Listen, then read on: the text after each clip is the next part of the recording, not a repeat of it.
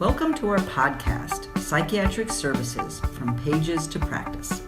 In this podcast, we highlight new research or columns published online this month in the journal Psychiatric Services.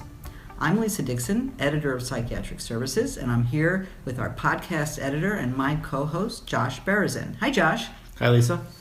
Today we're going to talk about 3 articles from the journal that have recently been published online. We'll take an inside look at the links between mental illness or the presence of mental illness and child abuse. We'll explore the effects of a police-based crisis intervention program in Colorado, and we'll look at whether financial incentives promote smoking cessation in a Medicaid population. Let's get started. So first up, we have Susan Friedman and Miranda McEwen on treated mental illness and the risk of child abuse perpetration. It's a really important topic and timely. I love when we can connect social determinants of health and social factors and contexts in our psychiatric literature. Yeah, and we're also talking about stigma here as well, because there's a perception out there that people with mental illness have an increased risk of perpetrating child abuse.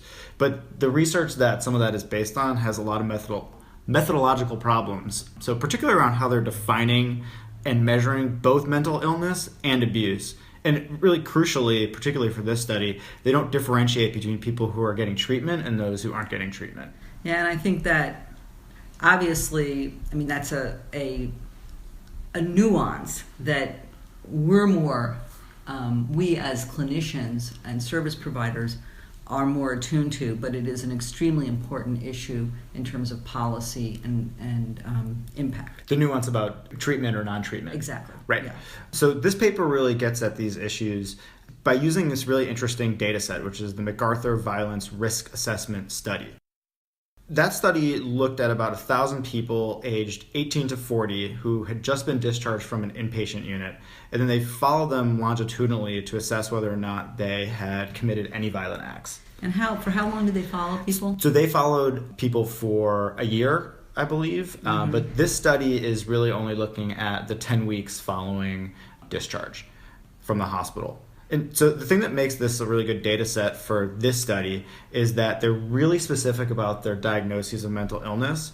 And they're also not just including self-reports of violence, but they also include collaterals, arrest record, hospital records. It's very comprehensive. It must have been seems like a lot of work to put this data set together. Yeah, and interestingly, actually, this data set is publicly available. And so the authors of this paper didn't actually collect the data. They accessed the data. Which, for the purposes of asking a really important question. Right, so they're doing a secondary analysis. Exactly. And so what they did is they looked at people in the cohort who were parents, and then they matched them with controls from the community. Yeah. And I just want to say, that is a key part of this study. The matching? The matching and the controls. Mm-hmm. So they got controls essentially from the same communities that the patients or the cases were from. Right, so we're not just looking at prevalence, we're actually able to compare something here. Yeah, and compare individuals or groups of individuals who may be reasonably expected to be similar on all of the factors other than the fact that the cases, as it were, had recently been discharged from a hospital. Right. So of the people who had just been released from the hospital, in that cohort of 1,000 people, 416 of them were parents. So in the 10 weeks following discharge, 20 of them had a violent incident towards a child. And by comparison, 299 parents in the matched community control group, 41 had a similar sort of incident during the same time period. Yeah, so that comes out to about 5% of the group of people who were discharged from the inpatient unit and had treated mental illness, compared with 14% of the community controls. That was significantly different when they looked at the difference between those. Exactly, and in fact, it was significantly different in some sense in the opposite direction that the stigma would have predicted. The individuals with mental illness who were recently discharged had lower rates of child maltreatment and abuse. Yeah, and there was another kind of counterintuitive finding that they had. One thing they looked into is whether or not people were self-reporting incidents or whether or not they got them from these collateral and arrest records. And it actually turns out that people who had, the cohort who had been discharged from the hospital actually were more likely to self-report than the community sample, which I thought was kind of interesting. I had the same reaction, and we could come up with a number of hypotheses for why that might be, but I think, again, it sort of speaks to the fact that individuals who have mental illness, and again, in this case, treated, right, are more truthful conveyors of information, more able to acknowledge what they've done or not. And here, in this case, I had a lower risk of committing violent acts and child maltreatment. Yeah, and I think the take home of the authors is to really think about the ways that the system can better respond to people who want to get treatment and who are able to talk about what's going on in their lives. Anything else jump out at you? Yeah, I think, again, this study does not speak to the risks of childhood maltreatment or of committing acts of child abuse or child maltreatment for individuals who aren't treated. And so we can't, we don't want to overreach what this study says, but I think it does speak well about the potential for treatment to be protective and to be helpful, and also challenges these mistaken assumptions about the behaviors of people who have mental illness. Yes, and the last point that I really like that they make is to really think about risk factors as dynamic rather than static. That somebody's risk factor is different in their risk for violence really towards anybody, but in this study towards violence towards children is different if they're in treatment versus if they're not in treatment.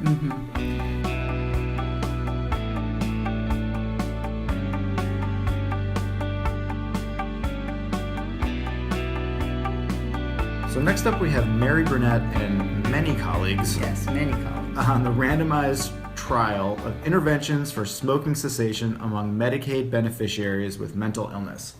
And this study is a big study. It was a complex study with 10 mental health centers, and I think it sort of reflects that some of the research that we want to do in the community, that we have to do in the community, really does take a big team. Right. And this is one of those studies, and I think it tells us something about the nature of research now, that it's not often just one or two people, but sometimes we see author lists of hundreds, particularly in some of the genetic studies. It takes a village. It does take a village. So, and also they're tackling a really major issue and a huge problem. In a big service system. Right, exactly. So, they're talking about smoking cessation. And we know that smoking is a huge, really devastating health problem for people with serious mental illness, that people with serious mental illness have anywhere between 2 or 3 or even 4 times in some data the rates of smoking of people without serious mental illness. We know that that smoking really significantly contributes to mortality of this population. So this is a major problem, and the problem has been very difficult to move that needle and reduce smoking. And their study is really a comprehensive approach to seeing what kinds of interventions are going to work the best. And they're specifically honing in on whether or not financial incentives make any difference in quit rates.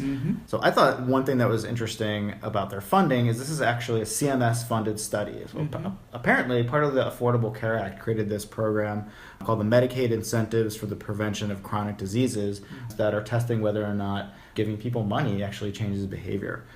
Giving people money changes a lot of behaviors. Yes, I guess it doesn't take a village of researchers to say that giving, but will it help people who are Medicaid recipients quit smoking? That's what they're really trying to answer. And people who are low income. Exactly, yeah. So this is from a sample of patients from, I think, New Hampshire's 10 community mental health centers. And so they're offering entry to the study for people who completed this web-based motivational enhancement program and then also met some particular criteria about their smoking use. Right, so they had to smoke 10 or more cigarettes per day, and they also had to have a breathed carbon monoxide sample of greater than or equal to 8 ppm. In addition, they had to have some willingness to initiate cessation treatment within 30 days. So they had to have some motivation or willingness to even consider stopping. And so once you're in the door of the study, you're randomized into one of three arms. One of them is a visit with a provider who's trained in brief interventions and pharmacological treatments. The other arm, second arm, would be a similar sort of provider visit plus referral to a helpline, like a quit line. And then the third arm is a provider visit plus referral to 12 sessions of phone CBT. Now, you're very excited about one of the details of the method, so I'll let I'm you. just chomping at the bit I'll let you let it so rip that on I can- equipoise randomization. I love it's this all you. equipoise randomization.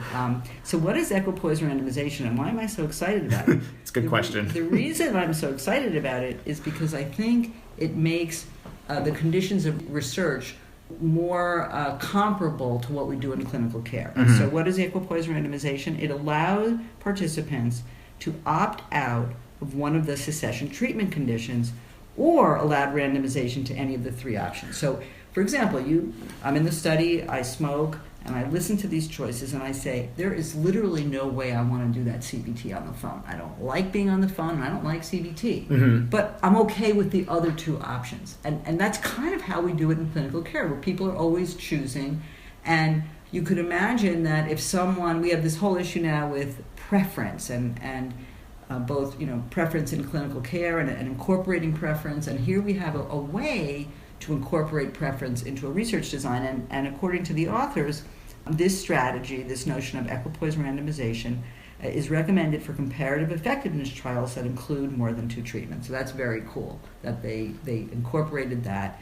And so some people were going to be randomized across the three conditions and some people across two. And of course, depending on the choices that people make and the numbers, they have to make various adjustments in their analysis for this. But that's just the first phase of the randomization process, right? Because once you're in one of the three treatment arms, either just the provider with quit line, or provider with CBT over the phone, within each of those arms, you're randomized to getting a financial incentive for abstinence measured through physiological tests versus not getting any financial incentives for abstinence. Yeah, so we think sometimes people might think of this more as contingency management as well. That's another word that people use. So you're in one of three conditions in terms of the treatment approach. Phone CBT, quit line, or just provider. Right. And within that, you get the financial incentives or contingency management or not. Right, and the money is not, it's significant. So if you stayed abstinent for a month, you would make, if you're in the arm that gets the financial incentive, could get up to $450. And that's a lot of money, particularly considering that to get onto Medicaid in New Hampshire, I think the maximum monthly income is around $1,300. Yeah. So they selected an amount of money that could matter to people. Yeah, for sure. Right. So they ended up looking at about 562 people in all three arms. And one thing that was interesting is that there wasn't really a difference in abstinence rate just between the treatment arms. So it didn't matter if you were getting the phone CBT or the quit line or just the provider. You had pretty similar rates of abstinence across all three arms. But as you said, money does matter. And they found that getting the financial incentive increased the odds of abstinence by about 1.8 times. Yeah. So here we have it. Contingency management, financial incentives make a difference in smoking cessation for this population, for this low-income population. Yeah, just to give kind of some numbers that might help conceptualize it. In the group that was getting the provider visit plus the quit line referral at 12 months, 14% of people who had gotten the financial incentive were abstinent versus 4% of those who didn't get the incentive. There's a big difference. Yeah. And again, you might look at these numbers and say, well, they're not very big, the rates of abstinence, 14% versus 4%. But when you think about that over a population, it can make a significant impact on the amount of morbidity. Yeah, and there's also no cheating here. Right, like they're using physiological markers of abstinence, so these are going to be conservative estimates. Exactly, and I think that this research group or this group of researchers and clinicians and providers partnering, I think They tried to do something that would be innovative and also potentially scalable. Yeah. And flexible, too. Yeah. So if you can offer one of these 3 separate interventions, they're all going to work pretty much the same. But if you can then add the financial incentive, then you're going to be in better shape. So hopefully we can make some progress with this problem. Yes, it's a big one.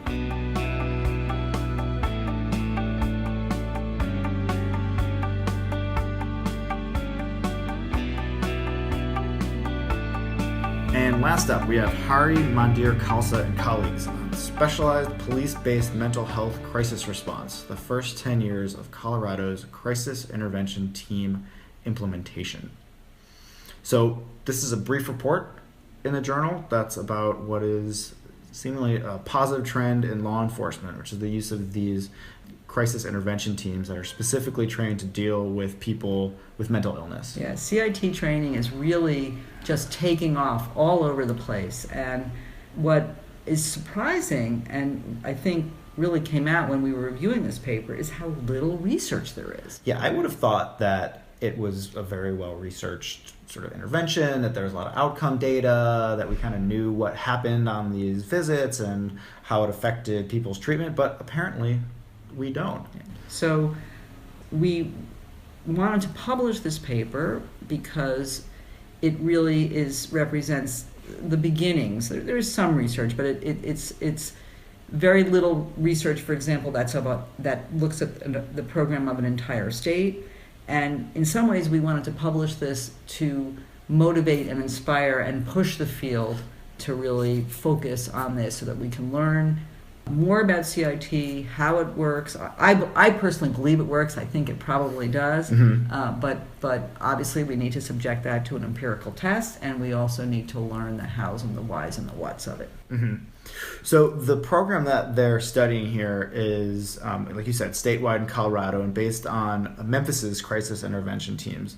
And it involves 40 hours of training to help police officers work more effectively with people with mental illness. And the idea is to divert people from the criminal justice system into treatment when it's appropriate. But we don't know if that's actually what's happening. And so that's kind of the point of the study. Exactly. And I wanted to add that at the recent Institute for Psychiatric Services meeting, I attended a session in which Michael Compton, who is one of the researchers who's done some work on CIT, did a presentation on CIT, and he made a point that CIT-trained officers are a self-selected group, Mm-hmm. and that they are people who, for whatever reason, maybe because of their own personal experience, and he actually showed some data on this, they're people who have a special interest in this field. So what did this study ask? The study was looking at whether CIT-trained officers in Colorado, over this 10-year interval, would be more likely to transfer a person experiencing a mental illness crisis to jail or to a psychiatric facility for treatment if that person shows violence potential, such as wielding a lethal weapon. And the study was trying to identify factors associated with the disposition of crisis calls, comparing the likelihood of transfer to treatment, jail, or home versus no transfer required for each factor. And they reported the prevalence of injuries, SWAT call-outs, use of force, and arrests during the first decade. So they're getting this data from these reports that officers had completed after CIT calls. Mm-hmm. And I think that by the end of the study period, they had about 7,000 officers trained, but not all of them completed these reports after every call. Yeah, in fact, I think this is one of the study's weaknesses.